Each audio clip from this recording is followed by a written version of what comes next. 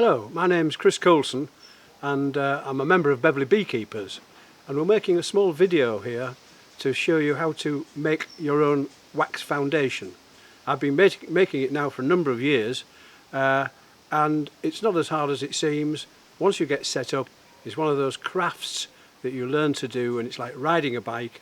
Once you've done it, you get on with it and do it again. It's a good way of recycling your own wax from your hives.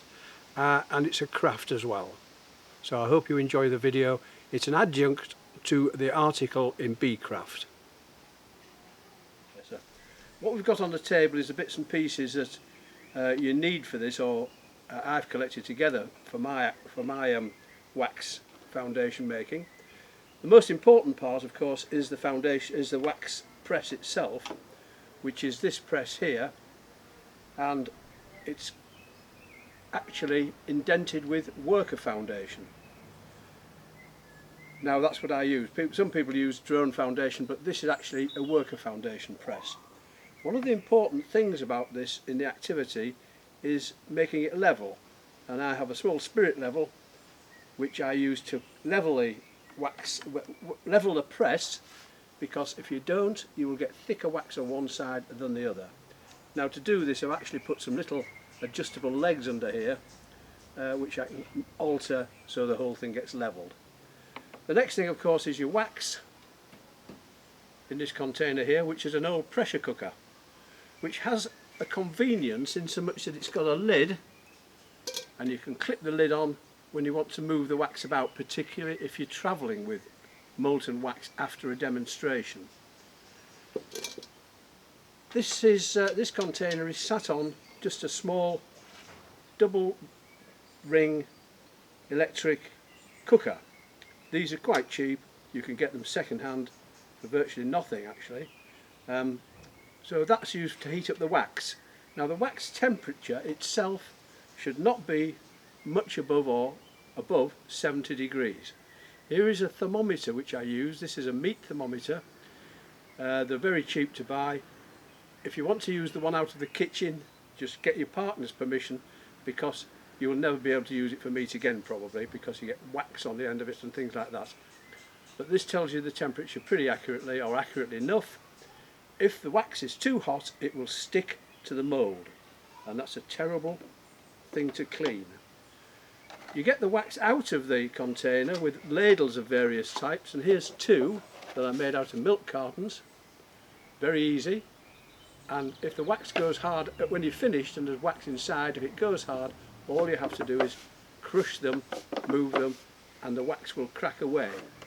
This is the one that I usually use, which is an old marmalade tin on a rotisserie handle out of an old oven grill.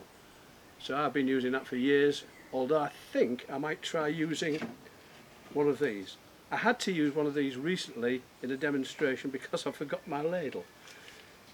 The last thing is a template to cut round the wax when it's in the mould at the end of the thing. Now this is the size of my foundation. It's quite large. It's Langstroth Jumbo. Yours will probably be national and smaller. So if you get a Langstroth press, it doesn't matter, because it will be oversized for your wax and you can cut it down. You can't use a national press for a Langstroth, of course, because the national press will be too small. That's just a piece of gash plywood with a little handle on the top. And along with that, you'll probably need to pinch from the kitchen just an ordinary knife for cutting the wax out. Now this is the casting part of the operation, and this is the press we're using, of course. What you need to do is put releasing fluid in here, and this is a tablespoonful of washing up liquid with a pint of water. Now this ensures that the wax comes away and doesn't stick to the press. So that's left in there for well, 15 seconds or so, I suppose, and meanwhile I can explain other things which are going on. The releasing fluid, I don't like to waste it because I use it again, goes into a filter which is a pair of tights, and so I can reclaim the fluid without making more up. Now the to get rid of the fluid, I pour it through onto this bucket, and it's got a old pair of ladies' tights in the top, and that takes out any little bits of wax that are left around in the press, and so I don't get them back into the wax when I'm casting it. This is a craft part, is pouring the wax. You have to do it in a Z shape is the best thing, and so you have to know approximately how much wax you are going to use to fill the mould. So here we go.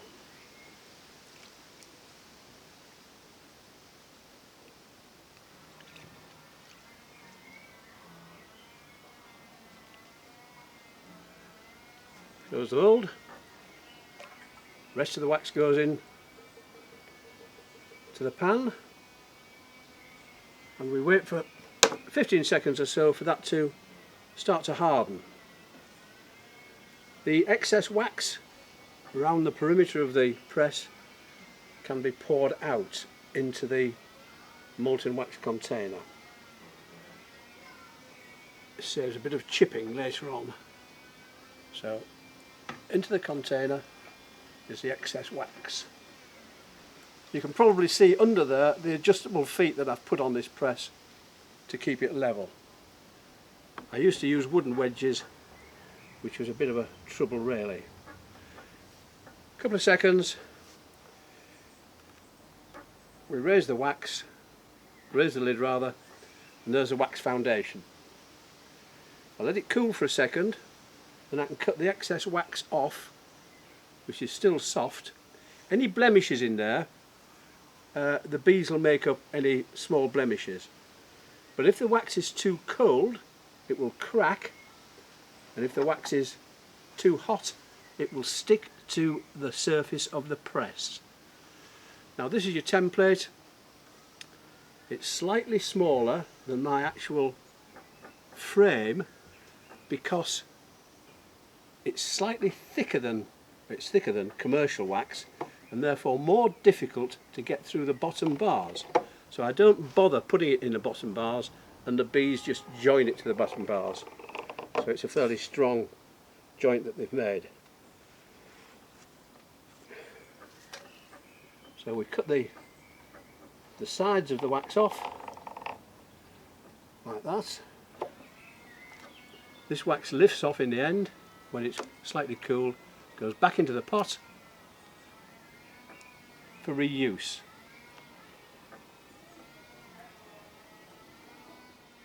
Now I've cleared the wax, the hardened wax that was round the former here on the top, and I'm going to now raise this, lift the former off, and have a look at the foundation underneath.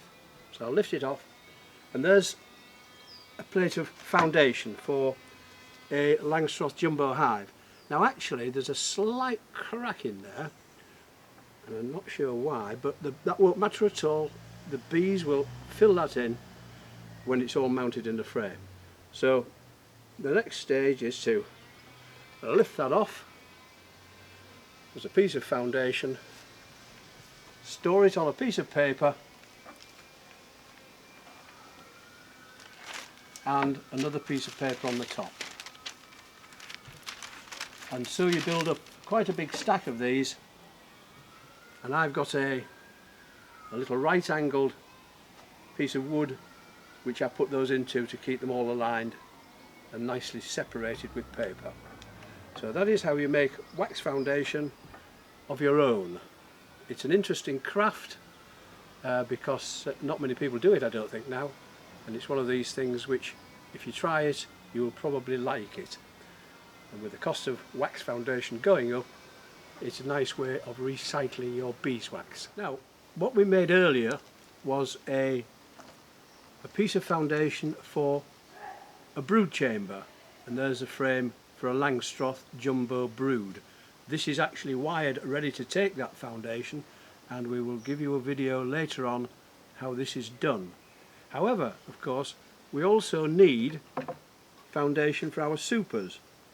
These are of course much smaller, and all you have to do is to make a smaller template from the brood, and from the brood when it's cast, when that is cast, you can get 2 super foundations easily out of it. It's easy to carve with a knife when it's soft, so for each brood foundation you get 2 supers. And here's an example of a piece of super foundation for a Langstroth jumbo hive. It's just under half the size of the brood. Thank you for watching.